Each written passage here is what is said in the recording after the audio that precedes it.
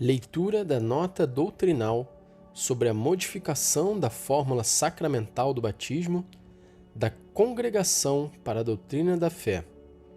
Resposta a dúvidas propostas sobre a validade do batismo conferido com a fórmula "Nós te batizamos em nome do Pai, e do Filho e do Espírito Santo". Dúvidas. Primeira. É válido o batismo conferido com a fórmula "Nós te batizamos em nome do Pai, e do Filho e do Espírito Santo"? Segunda.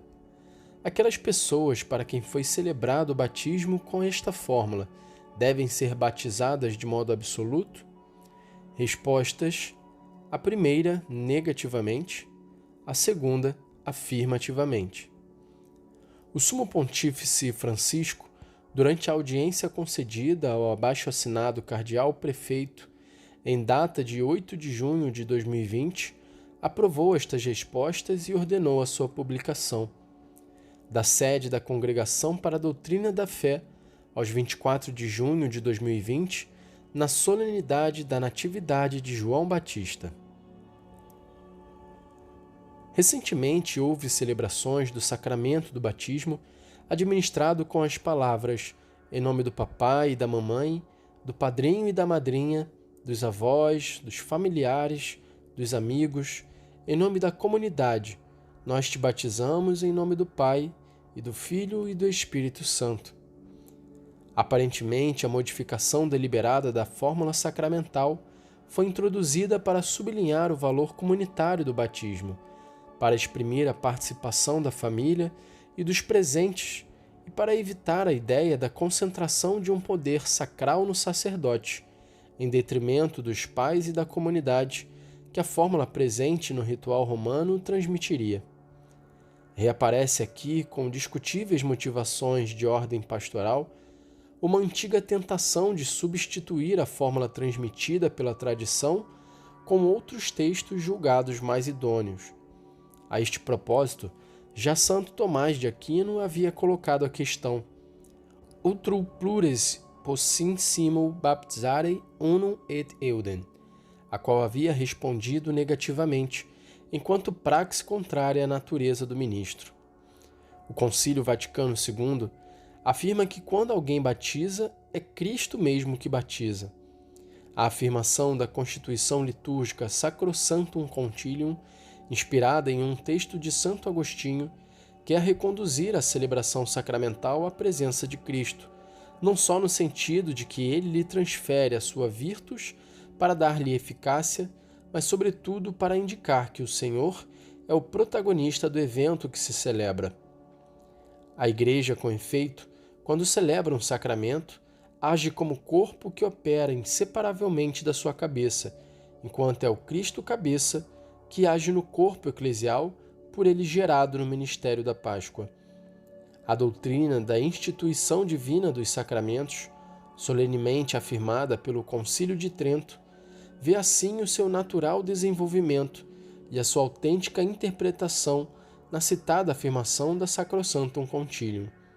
Os dois concílios se encontram, portanto, em sintonia complementar, ao declararem a absoluta indisponibilidade do setenário sacramental à ação da Igreja. Os sacramentos, de fato, enquanto instituídos por Jesus Cristo, são confiados à Igreja para que sejam por ela conservados. Aparece aqui evidente que a Igreja, ainda que seja constituída pelo Espírito Santo como intérprete da Palavra de Deus e possa, em certa medida, determinar os ritos que exprimem a graça sacramental oferecida por Cristo, não dispõe dos fundamentos mesmos do seu existir, a Palavra de Deus e os gestos salvíficos de Cristo.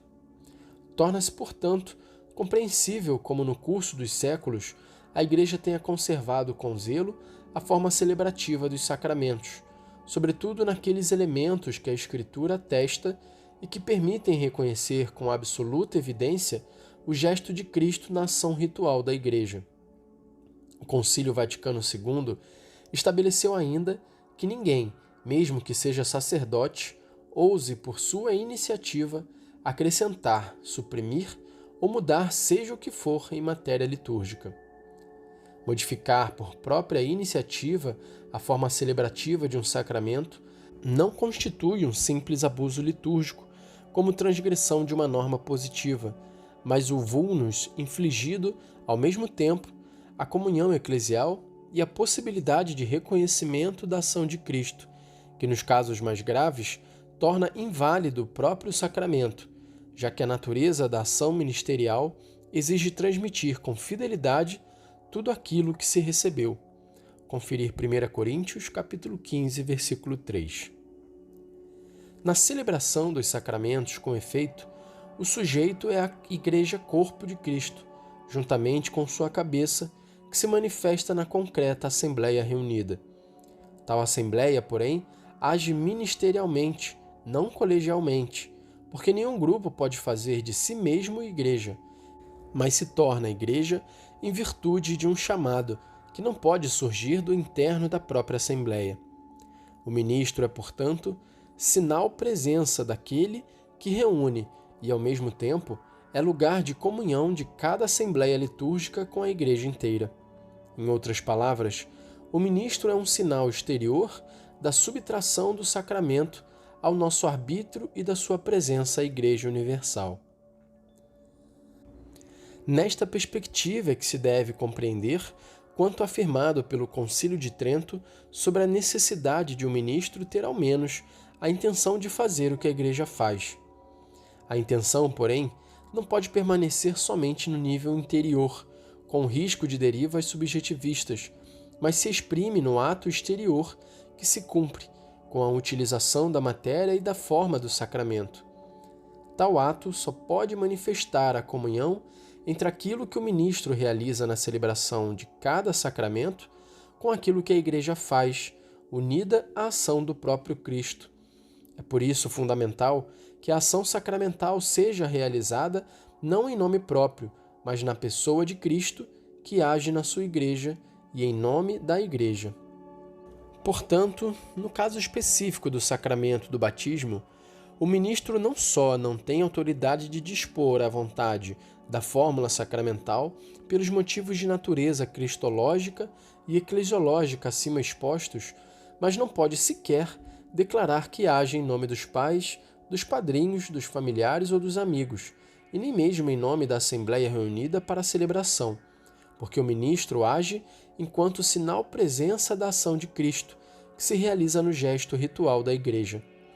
Quando o ministro diz, eu te batizo, ele não fala como um funcionário que cumpre um papel a ele confiado, mas opera ministerialmente como sinal presença de Cristo, que age no seu corpo, doando a sua graça e tornando aquela concreta assembleia litúrgica manifestação da genuína natureza da verdadeira Igreja, enquanto as ações litúrgicas não são ações privadas, mas celebrações da Igreja, que é sacramento de unidade, isto é, povo santo reunido e ordenado sob a direção dos bispos.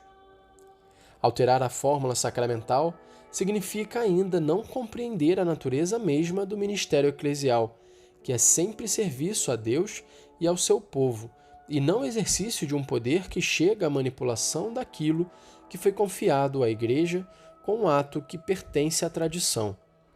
Em cada ministro do batismo, deve ser, pois, radicada não só a consciência de dever agir na comunhão eclesial, mas também a mesma convicção que Santo Agostinho atribuiu ao precursor, o qual percebeu que haveria em Cristo uma propriedade tal que, malgrado a multiplicidade dos ministros, santos ou pecadores, que batizariam, a santidade do batismo só seria atribuída àquele ao qual sobreveio a pomba e do qual foi dito, é ele que batiza no Espírito. João 1,33. Comenta, pois, Agostinho, batize Pedro, é Cristo que batiza. Batize Paulo, é Cristo que batiza. Batize até mesmo Judas, é Cristo que batiza.